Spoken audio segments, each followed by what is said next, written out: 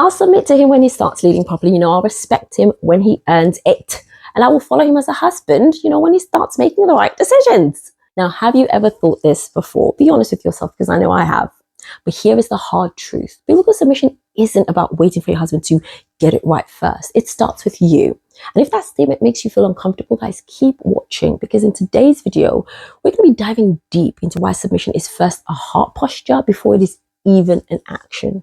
And I'm hoping that by the end of this video, you're going to have 3 practical steps that will help you shift your heart in a way that will transform your marriage, whether or not your husband has stepped up as a leader yet.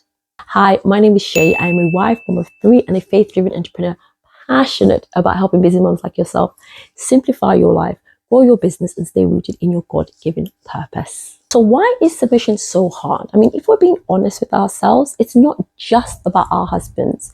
I find that sometimes it comes from something deeper, whether it's fear, whether it's control, or maybe even past experiences. I mean, I remember going to a seminar and the lady presenting was sharing that she'd grown up, in a home where her mom handled everything on her own. Despite the fact that her father was there, she earned the money. She, took care of her and her siblings. She made all the decisions. So she learned that if she wanted things done right, she had to take control. Now you fast forward to her marriage, and letting her husband lead felt impossible for her. Now, this isn't because he wasn't capable, but in her mind, it meant that risking everything she thought she worked so hard for would be what was on the line. And maybe for you, it's not the exact same story, but ask yourself, where does my resistance come from? Is it fear? Is it a need to control?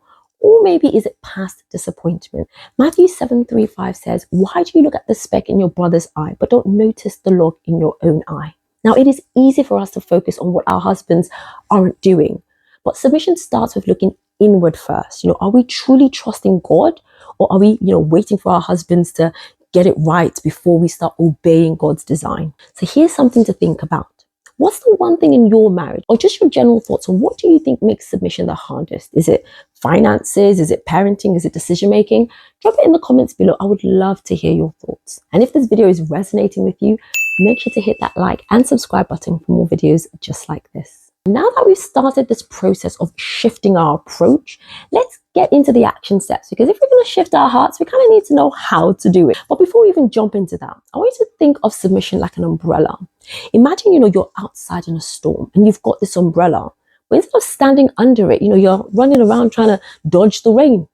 Now, submission isn't about control. It's about staying under the covering of God's design, getting that umbrella out and using it for what it was designed for. So when we step out from under God's design, we're simply trying to do things in our own strength, in our own way. But when we align ourselves under God's order, we experience peace even in the storm. Step 1 is I want you to submit to God first. James 4:7 says, submit yourselves then to God, resist the devil, and he will flee from you.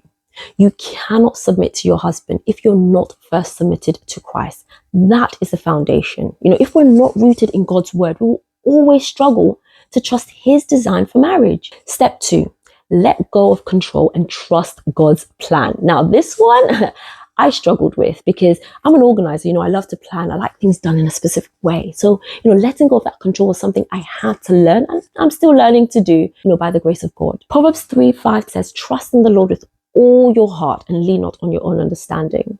One of the biggest struggles with submission is letting go of control. But here is a challenge the next time you are tempted to correct, override, or take over a decision. Pause and ask yourself, is this something I need to control, or is this actually an opportunity to trust God?